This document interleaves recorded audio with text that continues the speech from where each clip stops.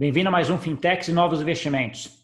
E hoje nós vamos falar aqui com o fundador de um neobank no Brasil que foca aí as classes C e D. Uma proposta muito interessante e que tem uma perspectiva bastante grande aí para o Brasil, dado que a gente tem hoje 50% dessa população brasileira que ainda não é bancarizada, né? Então, assim, acho que esse é o foco aqui do Banco Maré. E para tal, eu vou falar aqui com o Alex, um dos fundadores aí do Banco Maré. Tudo bom, Alex? Tudo bem?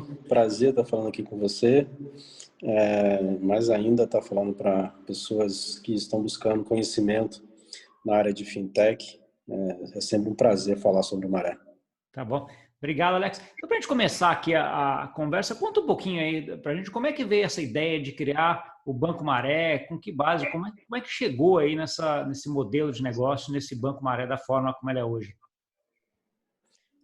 Bem interessante sua pergunta, né? Porque não foi pelo modelo mais convencional. Na verdade, eu sou carioca, né? Sou analista de sistema, embora não tenha mais tanto sotaque do Rio, que já moro em São Paulo há quase 2 anos. Mas além de carioca, a melhor qualidade é que eu sou flamenguista, né? E todo flamenguista hoje em dia é muito otimista, né? Mas eu já era otimista antes, então eu fui para Maré para montar um curso profissionalizante junto com o Futuro, que era um curso para ensinar os meninos da Maré a aprenderem a programar.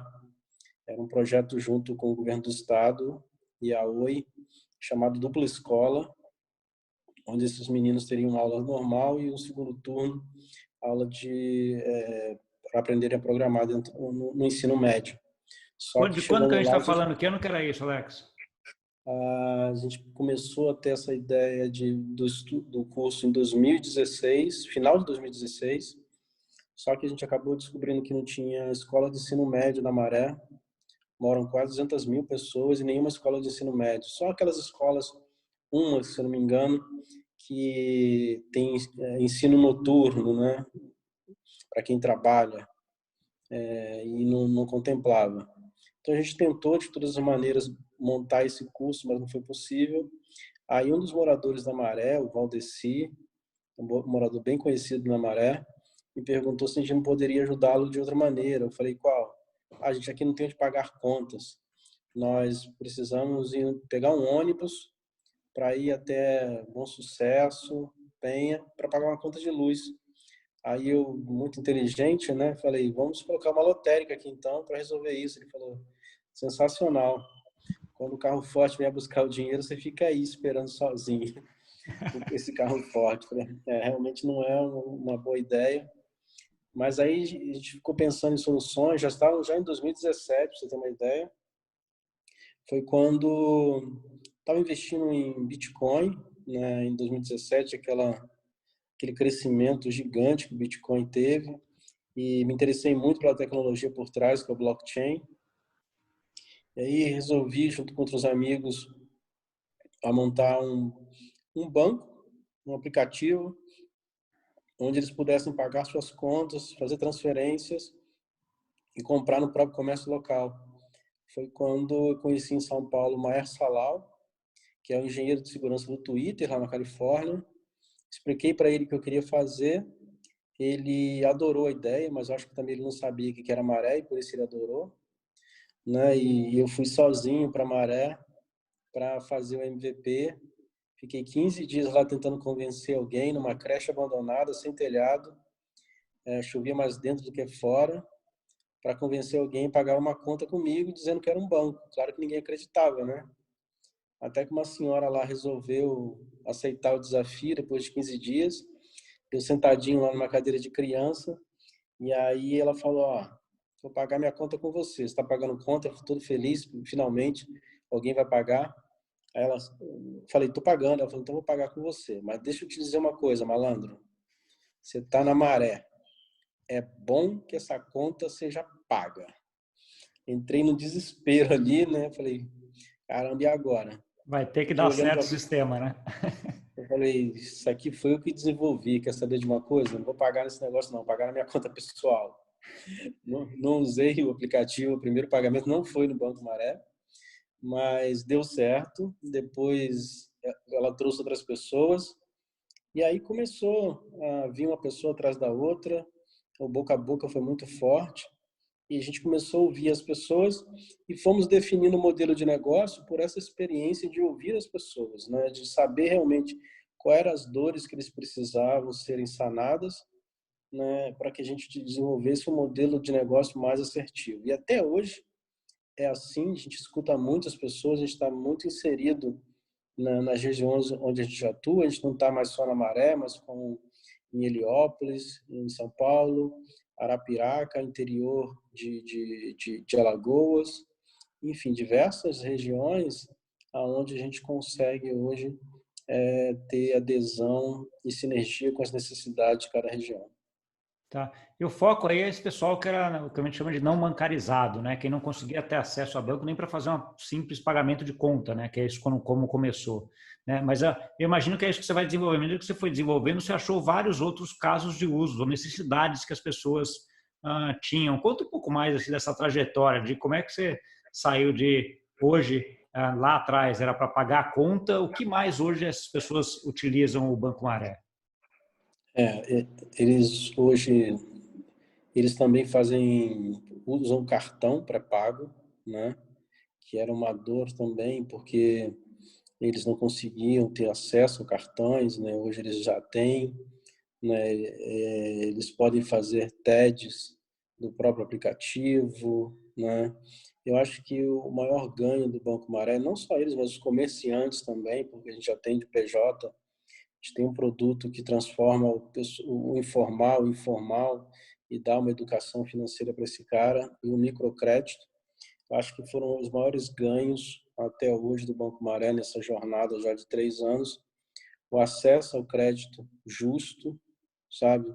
E o acesso a serviços financeiros de forma mais inclusiva, né? De empoderamento mesmo dessa população antes. Porque a gente está falando de moradores de comunidade, mas o problema é bem maior, porque se você for pegar o número dos bancarizados lá nos números atuais, 50 milhões de pessoas, é um número muito grande, né? Não a região onde nós atuamos no primeiro momento era uma região onde as pessoas tinham dificuldade de se locomover e de extrema, não digo que comunidades na região sudeste sejam de extrema pobreza, sejam regiões com pouco acesso a serviços públicos, como educação, saneamento básico, que leva ao agravamento da saúde, né? E acesso à internet, essas coisas que eles acabam tendo um pouco mais de dificuldade, né? Então, eu acho que os maiores ganhos do Banco Maré é dar visibilidade a essas pessoas e trazer serviços como microcrédito para que seus negócios sejam fomentados, né? E para o usuário comum, acesso aos serviços financeiros de pagamento de contas, transferência, né? Todos esses serviços básicos, pois eles têm acesso. Tá bom. E olhando você falar, eu também dei uma olhada em como é que vocês organizaram o Banco Maré, como é que ele está hoje.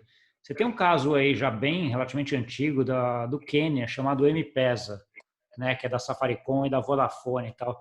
Você, quando começou, você já tinha conhecimento disso? Ou ele é hoje alguma fonte de informação para você? Ou como ele fez isso aí no Quênia? É alguma referência? Ou não? Esse caso é um caso que você nem vê? Não, o Maré foi meio um acidente na minha vida, né? Então, assim, eu não conhecia nenhum outro caso, mas depois, através de uma amiga que foi voluntária lá na MPES, acabei conhecendo, depois de já ter lançado o Maré, e aí, claro, você acaba tendo algumas referências, como o próprio Yunus, lá na Índia também, né? Das pequenas finanças também é uma grande referência também. Mas a realidade brasileira é bem diferente da Índia, da África.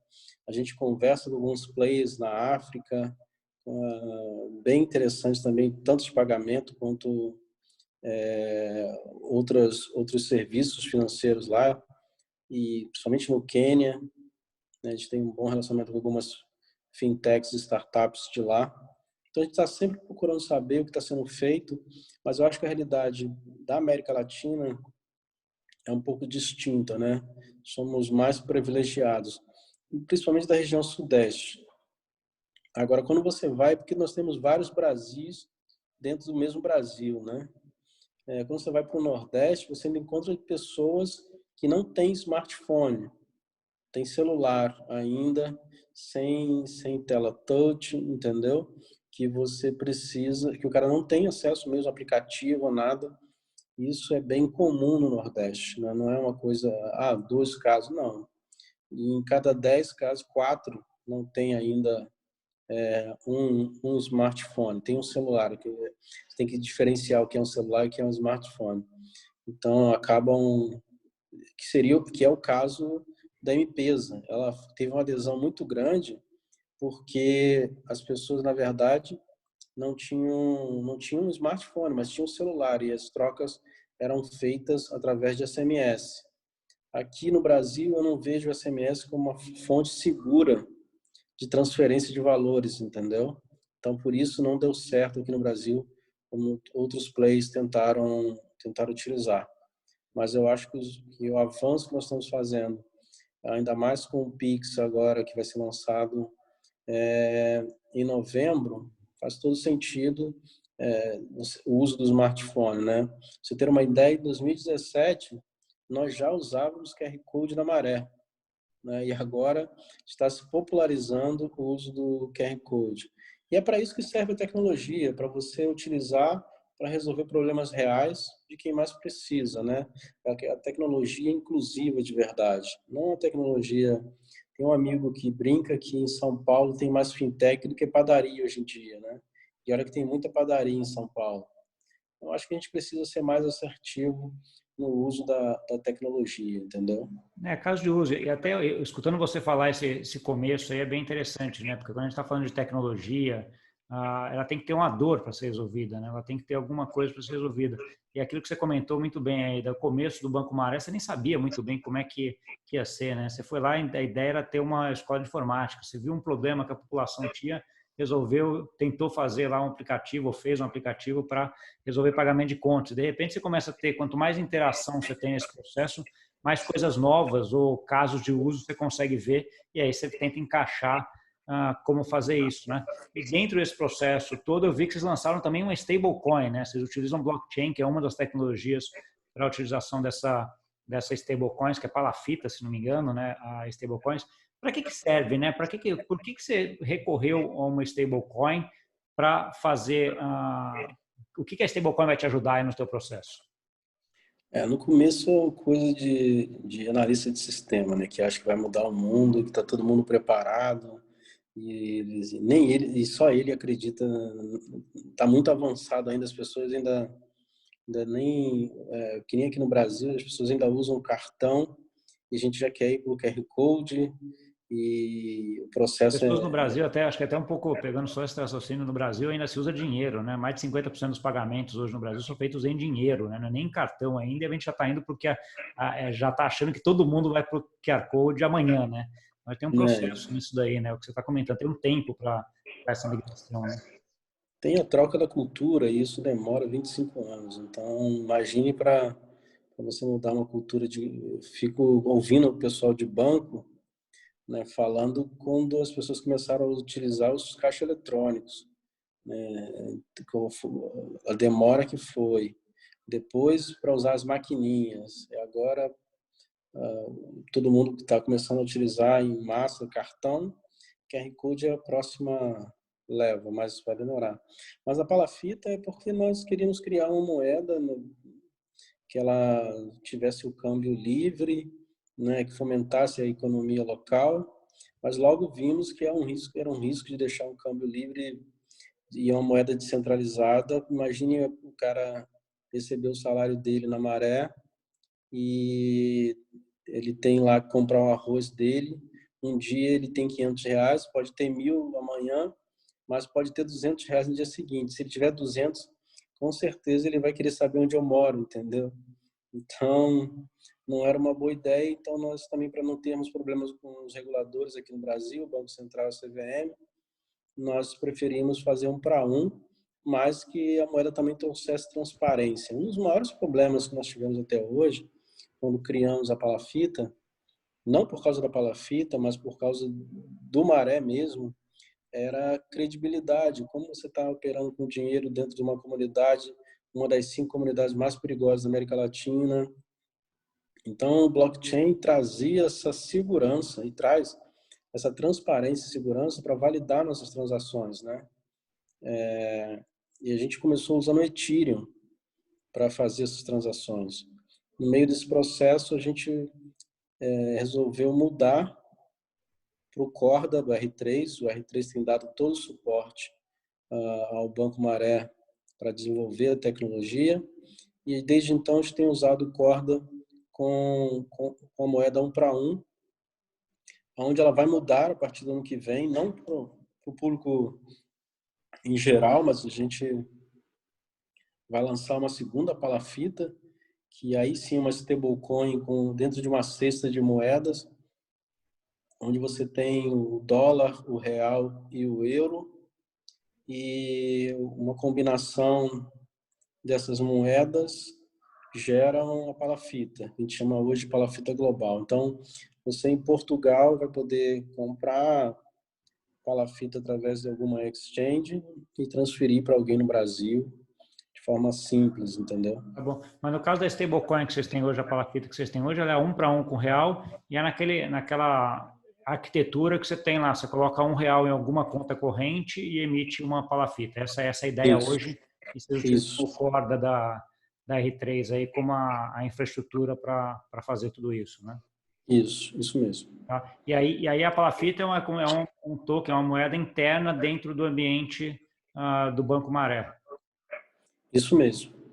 Tá bom. E aí as pessoas que querem transferir dinheiro entre um e outro usam esse palafita para transferir ele dentro do ambiente de quem tem conta no Banco Isso, Maré. Tá bom. isso mesmo.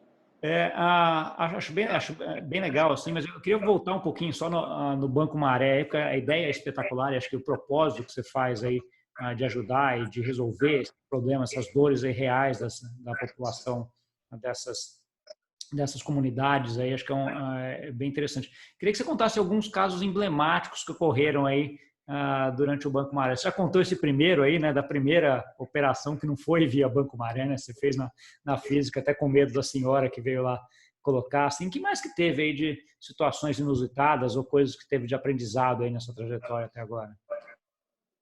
Tem 2 casos bem interessantes, né? Primeiro, um com relação ao comerciante em comunidades. Quando a gente chegou, eu tive 3 sócios, né? O primeiro foi o que acreditou nisso tudo, que é o Ronaldo, um investidor de Brasília, e outros 2 que ficavam aqui no Rio, que era o Benjamin, que é um francês, e o Vitor, que é advogado. Hoje o Vitor mora em Londres. Então, mas primeiro ia eu e Benjamin para Maré, e a gente comia num restaurante na Maré, eu só ia almoçar com o francês, né? Por um motivo bem simples, né? Se eu morrer na Maré sozinho, quem é carioca sabe que você vai sair no máximo no jornal O Dia, né? Mas se você morre abraçado com o francês na Maré, você vai sair no Jornal Nacional, entendeu? Então eu sempre andava com o francês grudado. E a gente sempre comia nesse restaurante. E um dia eu perguntei se podia pagar no cartão, eu vi que ela tinha uma máquina, isso não era comum em 2017, em comunidades, e ela falou que sim. Eu perguntei quanto que ela estava pagando das taxas, ela falou 12% no crédito, 9% no débito, 17% de antecipação e mais R$ 120 de aluguel da máquina. Eu perguntei por que ela estava pagando isso, pedi para ver o contrato até, eu achei que ela estava equivocada, mas era verdade. E ela simplesmente falou que foi no banco e o gerente ofereceu, ela ficou com medo do gerente não liberar a máquina e acabou aceitando aqueles valores, né? Vi que o problema era de autoestima também, né, e de falta de conhecimento. Mas também não foi fácil para a gente trazer máquinas de POS para Maré. Eu entendi a dor dela. A gente demorou 1 ano para conseguir uma adquirente que aceitasse oferecer máquinas de POS para os comerciantes da Maré. Foi quando nós fizemos parceria com a Cláudio Alp, né, que é Infinity Pay hoje, que aceitou o desafio de oferecer máquinas para os comerciantes da Maré com uma taxa de 5% ao mês, sem aluguel das máquinas, entendeu? Foi quando a gente começou a abrir um pouco o mercado, e aí depois vieram outros players que acabaram chegando até eles e tirando esse gap. Outro caso de uma senhora que um dia foi pagar uma conta, foi buscar a correspondência dela, porque os Correios não entregam as cartas nas casas, né? Eles entregam num ponto. E entregavam justamente no ponto onde nós estávamos, que era essa associação e também creche abandonada. E ela falou comigo, eu nunca consigo pagar minha conta da Claro em dia. Aí eu falei, por quê? Porque a correspondência chega atrasada, quando chega, às vezes não chega, eu tenho que pedir segunda via e eu não sei como é que faz isso. Sempre pago a minha conta atrasada. Aí eu falei assim, não tem problema, eu sou cliente da Claro, eu ligo para lá e resolvo para você. Bati no peito com certo orgulho, não sei muito por quê, né? E aí liguei, peguei o boleto para ela, mandaram para o meu e-mail, eu imprimi, paguei para ela a conta da Claro naquele mesmo dia pelo nosso aplicativo. E no dia seguinte bateu a conta para ela, mas depois de 2 dias chegou uma pessoa lá falando assim, vocês estão atualizando o boleto da Claro? Eu falei, claro. E aí vimos que um dos problemas era que as pessoas não recebiam suas correspondências e precisavam atualizar os boletos de cartão de crédito. Tinha gente que era tão desesperada que queria até passar a senha do cartão para a gente atualizar o boleto. Tive que criar um protocolo com os nossos colaboradores para que isso não fosse feito somente por contas de consumo. Então, a experiência de estar lá e ouvir as pessoas, se nós estivéssemos lá, nunca saberíamos que uma das dores era atualizar os boletos. Teve até um encontro com uma operadora de telefonia que falou assim, poxa, a gente queria fazer uma parceria com vocês aí para atualizar, para trabalhar conosco. Eu falei assim, nós já trabalhamos com vocês. Como assim? A gente atualiza vários boletos de vocês aqui, já tem parceria. O problema é que vocês não pagam a gente ainda. Agora sim, precisam nos pagar. Né? Então, estar presente dentro dessas regiões. Um diretor de uma empresa de telefonia me perguntou por que o sistema deles não deu certo e o nosso estava dando, o nosso modelo de negócio, e eles tinham investido muito dinheiro. Eu falei, simples, nós não estamos à margem do problema, nós estamos dentro do problema e tentando resolver de dentro para fora. Nós estamos ouvindo as pessoas para saber quais são os problemas delas. Então, um dos grandes problemas dos grandes players, que você vai numa reunião, eles têm sempre assim, eu acho que, penso que, pelos números que... Não, vai lá ouvir as pessoas, saber realmente qual é a dor deles e a sua solução vai ser muito mais assertiva. Tá bom, ótimo. E olhando agora um pouquinho para frente agora, né? Você falou que já estão expandidos. Hoje o Banco Maré não está só na Maré, né? Já está em 3, 4 lugares aí que você comentou. Como é que você vê o crescimento do Banco Maré nos próximos anos, Alex? Nós entendemos que daqui para frente a gente tem que focar ainda mais em sermos uma empresa com propósito. Né? Eu acredito muito que nós vamos trabalhar para que cada dia mais a gente possa incluir pessoas e resolver problemas sociais. Né? A gente quer ser um super app que resolve problemas sociais. Né? A gente está lançando uma solução agora, só para você ter um exemplo onde nós estamos caminhando, de telemedicina, onde moradores da Maré e de outras comunidades vão ter acesso de forma mais barata, na Maré inteiramente grátis. Né? Os moradores da Maré vão ter atendimentos de clínico médico, clínico geral, psicólogo, de pediatria, pediatras e de forma gratuita, né? E outras comunidades com preço extremamente baixo para que eles tenham acesso à saúde. Sabemos que o problema da saúde, na verdade, nas comunidades é saneamento básico, mas a gente não consegue resolver isso sem a ajuda do poder público, mas vamos fazer a nossa parte, né? Então a gente quer ser o super app que vai ajudar a população não só na inclusão financeira, mas como resolver problemas de educação e saúde. Tá bom. Ótimo. Uma coisa que a gente não comentou aqui, mas em que ponto vocês estão hoje, né? Sei lá, me dá algumas métricas aí para a gente entender quanto número de clientes, número de transações, que métricas vocês usam aí para acompanhar o crescimento do Banco Maré e como é que vocês estão isso hoje? A gente sempre mede pelo volume, né? Não pelo número de clientes só, mas pelo número de volume. Só na Maré hoje a gente atende só para você ter uma ideia, só na Maré o volume de pagamentos de contas é de 4 milhões de reais mensal, né? Quando nós começamos eu achava 10 mil reais um absurdo. Então, imagine hoje movimentando 4 milhões de reais na carteira só em pagamento de boletos. A nossa ideia é que esse número, ano que vem, com a parceria nova com a Mastercard, possa chegar a 25 milhões de pagamentos em boletos e que a gente, em 3 anos, estejamos sendo um player já consolidado no Brasil, mas já tendo iniciado uma expansão para a América Latina. Tá bom. Legal. Eu vi uma outra iniciativa que vocês estão, não sei se vocês começaram agora, se eu que entrou no meu radar agora, mas de uma criação de uma bolsa de valores também, né? Uma iniciativa que você está junto. Como é que essa criação se junta com essa ideia, essa visão, essa estratégia do Banco Maré? Na verdade, eu tive uma reunião com um diretor de um grande banco, um dos 3 maiores bancos aqui do Brasil, e ele falou que a ideia era sensacional do Banco Maré, mas eu não ia ganhar dinheiro com isso, porque o que dá dinheiro é trabalhar com quem tem dinheiro. Na hora eu fiquei um pouco chateado, mas depois eu entendi um pouco a razão dele. E quando você tem uma fintech, todos os grandes fundos querem falar com você, né? E aí todo mundo quer investir, quer falar, mas quando você fala de uma fintech de impacto, eles já não querem mais falar com você. Depois você fala com os fundos de impacto, que você é uma fintech de impacto dentro da favela. Aí eles também já não querem mais falar com você.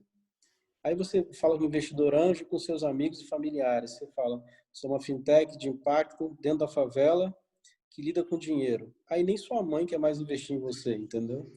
Então, eu acabei identificando essa dor e pensei numa única solução de manter o nosso propósito, era ter empresas que tivessem oportunidade de captar de uma forma mais justa e focada. Então, nós pensamos em criar uma bolsa toda em blockchain chamada BVM12, Bolsa de Valores do Maré.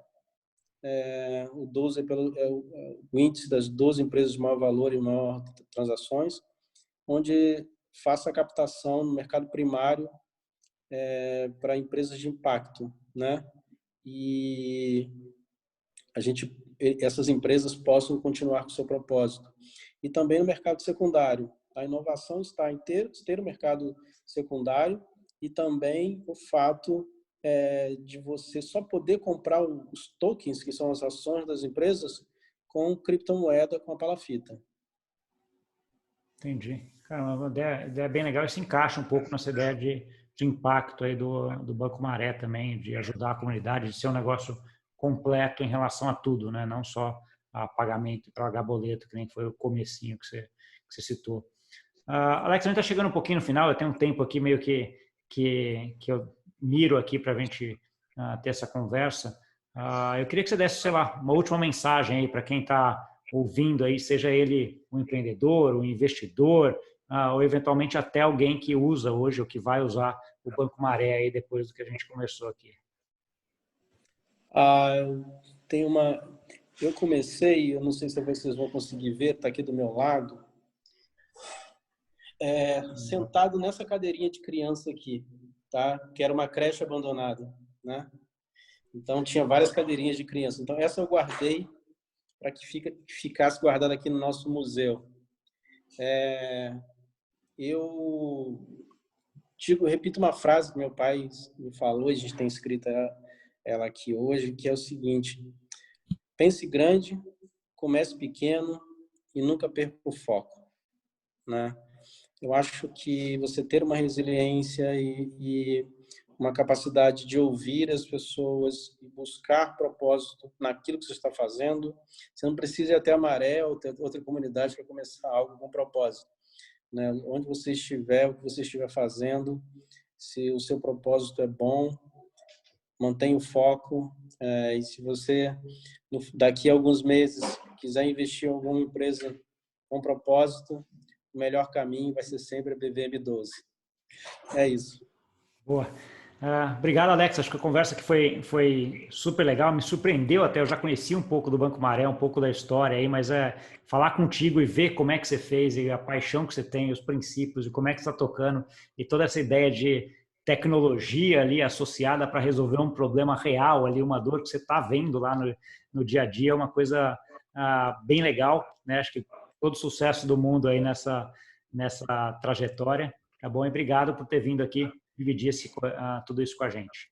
Tá? E para você que nos viu, muito obrigado aí pela audiência. Não esquece de dar um like, mandar para aquele amigo ou amiga que está interessado ou na tecnologia ou que quer empreender, mas está aí não achando jeito, arrumando um monte de desculpa, né? Ou que quer ver coisas de impacto aí e ver como é que isso está sendo feito aqui. E esse Neobank aí que tem uma chance grande de mudar aí mudar muitas pessoas para frente, né? De ajudar muitas pessoas para frente. Tá bom?